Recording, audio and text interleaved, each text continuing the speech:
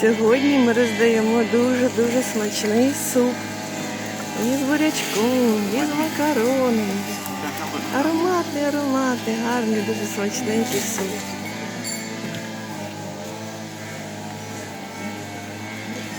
Давай.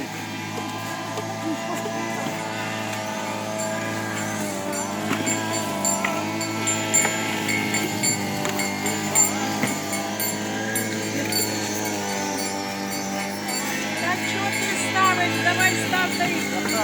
Ну вон вона йде, давай став її.